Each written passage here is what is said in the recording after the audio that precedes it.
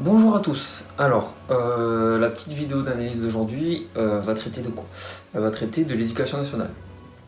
Et c'est un sujet, on le sait, parfois un peu tabou, surtout aujourd'hui. Euh, alors, pour cela, je vais utiliser plusieurs exemples que je vis aujourd'hui, on va dire. Je prendrai le premier exemple qui est celui de mon petit frère qui est encore au collège, qui lit un livre que je citerai plus tard. Je prendrai l'exemple des manuels scolaires, notamment de ceux d'histoire. Et je prendrai aussi comme exemple le discours incroyable de ma prof d'allemand au lycée. Pour ceux qui me connaissent, ils savent de qui je parle globalement quand je dis tout ça. Je vais éviter de citer des noms et je vais garder tout ça anonyme parce que j'encourage à rien, de toute façon en citant des noms et ça ne sert à rien et ça ne peut que apporter du malheur, on va dire, ou des choses négatives. Alors je citerai aucun nom et je vais juste parler des faits et commenter ces faits et les analyser. Donc je commence déjà par le livre de mon petit frère au collège. Alors c'est Sweet 16. Alors je peux en parler parce que je l'ai déjà lu au collège et je lui file parce qu'il doit le lire également. Ce livre c'est quoi? C'est en gros ça raconte l'histoire de deux filles, une blanche bourgeoise qui vit dans le sud et une petite fille noire qui a la chance de pouvoir aller à l'école. Et en fait on suit les péripéties des deux protagonistes à travers... C'est très bien écrit, franchement c'est extrêmement bien écrit, c'est agréable à lire. Ensuite si on se penche sur l'analyse du livre à l'arrière, c'est là qu'on voit toute la propagande de l'éducation nationale. Qu'est-ce qui se cache derrière ce livre? C'est Black Lives Matter, incroyable. Parce qu'en fait le livre il termine, on voit tout le... Ce livre en fait met en valeur tout le racisme de l'époque. Donc c'était aux États-Unis déjà pour préciser, ce n'est pas du tout en France, c'est aux États-Unis. On est à l'époque de Martin Luther King, donc c'est encore l'époque où il doit encore y avoir des grandes avancées pour les personnes de couleur noire là-bas. Il y a encore une grande différence entre nord et sud. Il y a plein de choses à remettre dans le contexte. Et en fait c'est un livre, c'est très bien pour dénoncer le racisme. Sauf que ça dénonce le racisme du passé. Ça dénonce le racisme, comme je l'ai dit, à l'époque de Martin Luther King. Ça ne dénonce pas du tout le racisme aujourd'hui. Alors, et surtout en France quoi. Donc en fait on utilise ce livre qui décrit une situation aux États-Unis il y a plusieurs années, et on le ramène ici en France, à notre époque. Il y a deux choses qui ne vont pas, le lieu et le temps. Il y a quand même deux choses qui sont radicalement différentes. Et en fait, qu'est-ce qu'on cherche à faire? Parce que Black Lives Matter, ça vient des États-Unis depuis 2014, voire avant, et ça arrive en France. Merci Traoré. Et elle a même pas fait l'effort de le mettre en français, pour vous dire. Bon, bref. Et en fait, c'est fou parce que l'éducation nationale veut clairement faire de l'idéologie, veut victimiser justement les personnes de cette époque-là et les ramener aujourd'hui pour dire « Ah mais vous voyez, les Noirs, c'était des victimes, on doit être gentil avec eux, on doit limite les considérer supérieurs à nous maintenant. » En gros, c'est ça le discours qui est maintenant impliqué dans l'éducation nationale. Clairement. Je fais un petit lien vite fait avec ma prof d'allemand qui avait tenu un discours, puisqu'on parlait des héros, des Helden, ça veut dire héros en allemand. Donc on parlait des héros. Et à un moment, on arrive aux héros du quotidien. Et on propose des héros du quotidien aux pompiers, elle fait l'éloge des pompiers, les médecins, oh, des chirurgiens, elle fait l'éloge des chirurgiens. Il y en a un qui a le malheur de dire policier. Clairement, elle a dit « Ah non, pas les policiers, parce que quand ils vous arrêtent, ils vous mettent le genou sur la tête et vous empêchent de respirer, là c'est pas possible. » Référence à George Floyd, je crois, oui, référence à George Floyd. On repart sur un cas des États-Unis d'il y a plusieurs mois. On ne sait toujours pas si c'est raciste ou non, je ne dirai rien ici, mais c'est quand même assez délicat comme sujet. On est encore sur un sujet qui est totalement différent de la réalité en France, en fait. Donc, c'est juste pour vous montrer ce paradoxe que fait l'éducation nationale, même les enseignants de l'éducation nationale, sinon ça ne serait pas assez bien. le réel paradoxe qu'ils font entre le lieu et le temps. Bon, le temps, à la limite, on est un peu plus à notre époque avec George Floyd, mais quand même, ça, il n'y a eu aucune insulte raciste. Alors oui, il est mort, oui, ils sont allés trop loin, oui, ok. Mais d'où c'était raciste? Parce que la personne était noire et les deux policiers étaient blancs. Et regardez l'affaire Traoré, le frère Traoré, mais il est mort. Dans les policiers, c'était pas que des blancs. T'avais, il y avait un noir, c'était un antillais, bon. Et ça crée au racisme. Je suis mitigé là, tu vois. Bon, on pourra en revenir au premier cas donc, de ce livre. C'est un très beau livre. Franchement, je pense que c'est un livre qu'il faut lire. Parce que, malgré l'idéologie qu'en fait l'éducation nationale derrière, je trouve que c'est un très bon livre qui décrit pas... Franchement, qui décrit bien l'époque. Et qui remet bien les choses dans son contexte et qui décrit bien ce qui s'est passé à l'époque. Donc je pense qu'il faut le lire pour un travail entre guillemets d'historien, pour voir un petit peu comment c'était à l'époque. Mais c'est clairement pas un travail d'analyse pour victimiser les noirs et accuser les blancs. À partir du moment où on prend ce livre et on applique l'idéologie de l'éducation nationale, c'est là que c'est pas possible. Mais par contre, le prendre, les donner à un historien... Pardon, on prend un historien, on lui donne le livre. Je pense que l'analyse qui en ressortira sera très positive de la part de l'historien, puisque même si c'est une histoire basée sur des histoires fictives en fait, enfin, pas fictives, mais c'est des histoires inventées avec deux personnages inventés, malgré ça, ça raconte très bien les événements de l'époque.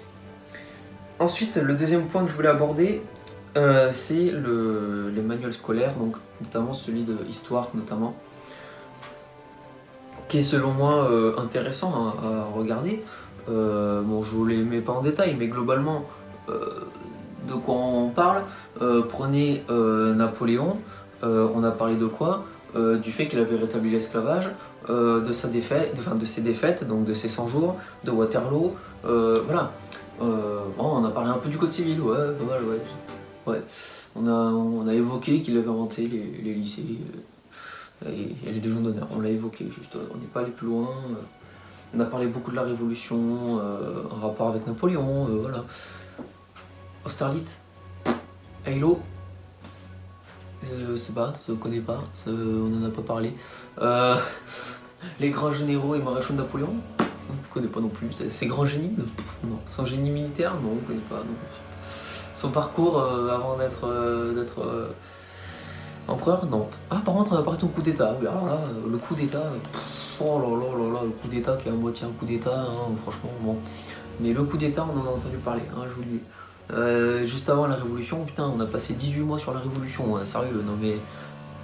Ah mais par contre la Révolution faut la glorifier. Ah, les Girondins c'est des connards, les Montagnards c'était des bons révolutionnaires, Robespierre il a fait la terreur parce qu'il le fallait.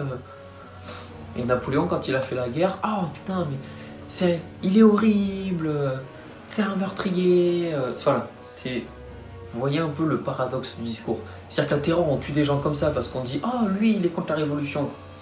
Vous avez une preuve? Non j'en ai pas mais il est contre la Révolution. Hop, guillotine. Ah mais là, c'est parce qu'il le fallait. Ah, il le fallait pour sauver la République. Napoléon, juste parce qu'il fait un empire, il fait des guerres. Oh, c'est un meurtrier. Aïe, aïe, aïe.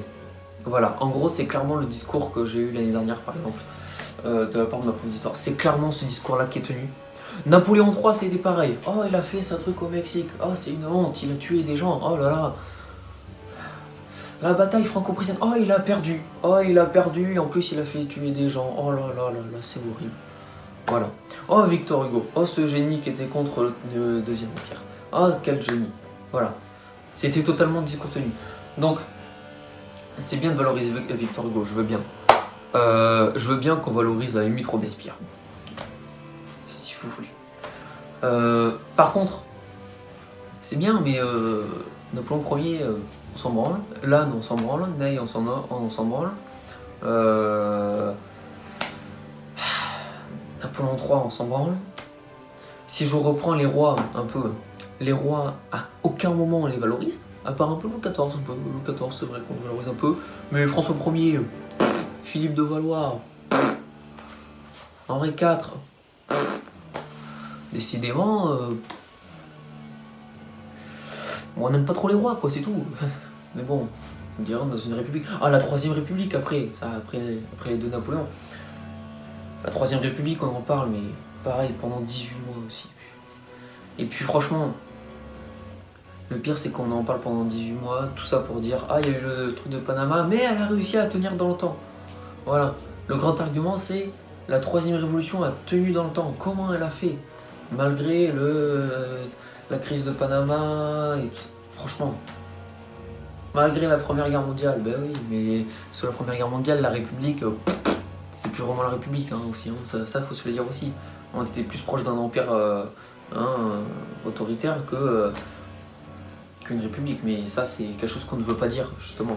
Parce que justement ils prennent bien soin en fait de s'arrêter en 1914 pour la Troisième République, de laisser passer la Première Guerre mondiale qu'on ne voit pas à l'école, enfin en tout cas au lycée, et ils reprennent après avec l'entre-deux-guerres, avec la crise de 29. Ça c'est magnifique. Mais bon bref. Mais la Première Guerre mondiale, je sais qu'on la voit pas trop mal au collège. Mais là aussi, c'est pour nous parler du génocide arménien. Ouais. Pour nous parler des soldats dans les tranchées. Ouais, c'est un peu mieux, Pétain n'est jamais énoncé. Foch très peu. Joffre non plus, n'est pas dit. Si on dit que les Américains nous ont sauvés.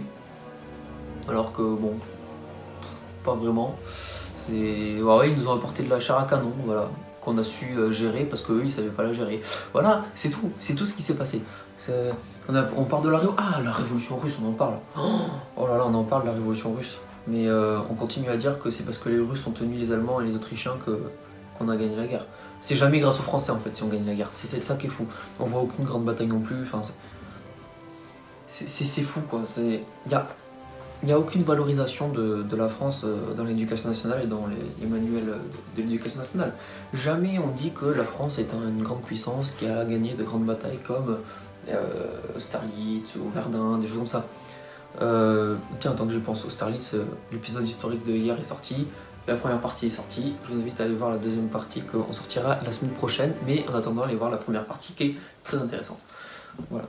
Ça c'était la parenthèse. Et donc, qu'est-ce qu'on remarque, c'est que on va valoriser la révolution, on va valoriser la République.